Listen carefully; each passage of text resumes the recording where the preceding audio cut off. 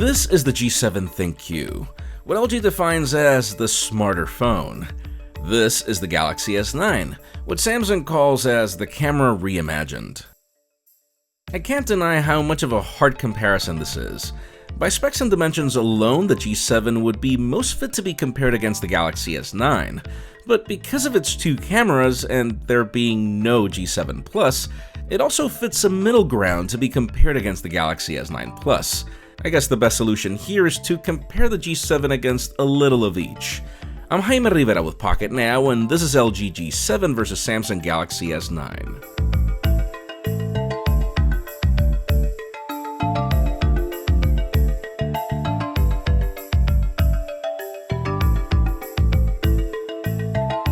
If this were a beauty contest, I'd have a really hard time declaring a winner. Both devices are made of beautiful glass and aluminum, with the S9 being curvier in its design. The G7 is actually 5mm taller, 3mm wider, and less than a millimeter thicker, but the Galaxy turns out to be 1 gram heavier overall. Both phones are smudge magnets, no matter how hard you try to keep them clean, with the coral blue Galaxy S9 doing a better job at hiding it. Still, I will admit, I do love the tint of blue of the Aurora Black on this G7 as you see it from an angle. Internally, their specs are nearly the same. We have a brand new Qualcomm Snapdragon 845 on each, 4GB of RAM, 64GB of storage expandable, IP68 water and dust resistance, a 3000 mAh battery, and about the only difference is that Samsung is the only one that we know of that supports faster wireless charging, while the G7 is one of the few that supports mil-spec 810G out of the box for drop resistance. In the battle between displays, the Galaxy S9 wins, but by a very short margin. At 5.8 inches diagonal, I admire Samsung for not adopting the notch and for providing one of the most beautiful displays of 2018.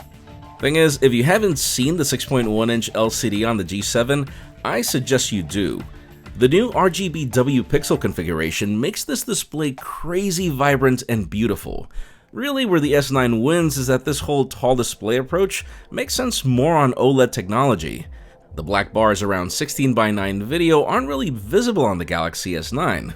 The G7 does an amazing job at offering very deep blacks, but sadly not black enough.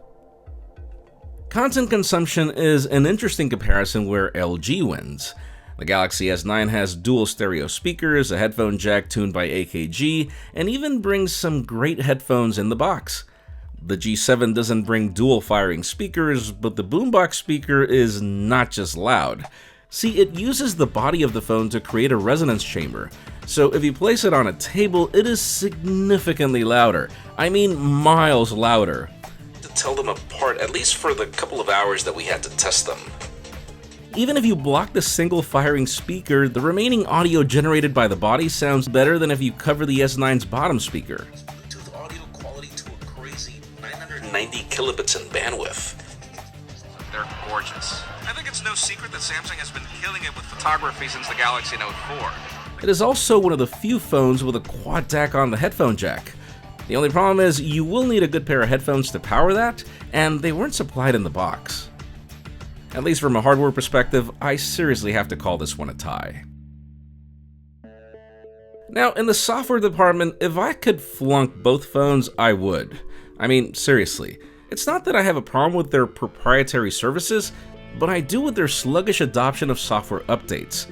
Both devices launch with Android 8 at a time when version 8.1 is already in the market for even Huawei phones.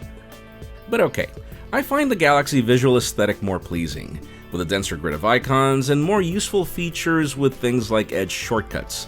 The things I like about the G7 are little things like being able to add more navigation buttons at the bottom. And speaking of buttons, I praise LG for bringing an AI button that doesn't reinvent the wheel. It launches the Google Assistant and that's it. And sure, I've praised Bixby, it is a really good assistant, but the Google Assistant is still a more complete offering and I praise LG for embracing it. The topic of the notch is interesting because I wouldn't mind it if LG did a good job with the implementation. As it stands, third-party apps like Spotify leave a huge gap at the bottom of the app, and this is even if you hide the notch with the secondary screen, which are things you just don't deal with on the Galaxy. I've been using the smaller Galaxy S9 for about a few weeks prior to the G7, both on the T-Mobile network. Phone calls are loud and crisp on each device, and using the speaker on calls is just as reliable. Now, even with the 4 gigs of RAM on each and very little RAM to spare, I can't really say that I complain about how either phone performs. Their launchers are fluid, and you can play graphics-intensive games just fine on either phone. In the battery life department, here's the thing. I mean, the Galaxy S9 is no slouch, but the G7 wins this one. I did a small little experiment where I left both phones untouched on the table, with their always-on displays active, both with some apps and services running on the background, and the G7 remained at 100% for about an hour, while the Galaxy S9 was already scratching 95%. Yeah, that's a big difference. Now, let's be honest, the most important topic of all of these comparisons is the cameras, and this is where I'll bring the Galaxy S9 Plus for the comparison. Spec-wise, the S9 Plus has less megapixels on the primary sensor, but larger microns and variable aperture, though the G7 does cut it very close on the aperture fight. The results make picking only one of these devices very tough, and here's why. For color accuracy and detail, my pick would be the Galaxy S9 or S9 Plus. Some even complain about Samsung being oversaturated, but LG takes the cake in that department. I'm not saying that photos are bad on the G7, on the contrary, but it'll be harder to filter LG photos on Instagram without having color clipping because of the oversaturation.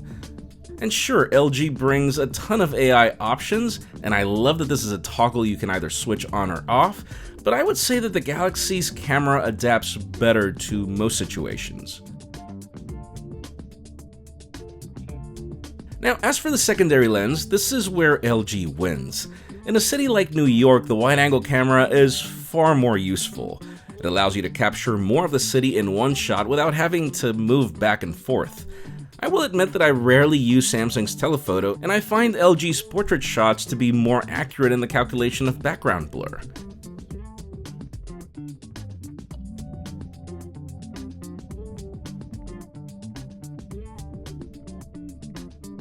And as for video, this is an easy win for Samsung.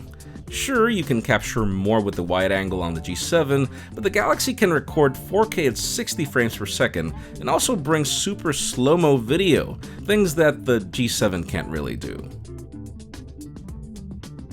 Overall, declaring a winner in this comparison is tough. I'm a huge fan of things like the wide-angle camera on the G7, the quad DAC, the boombox speaker. I'd even say that I love the display even if it's LCD and has a notch, and I also do have to praise the better battery life on the G7. Thing is, if I had to pick only one phone as my final option, I would go for the Galaxy S9.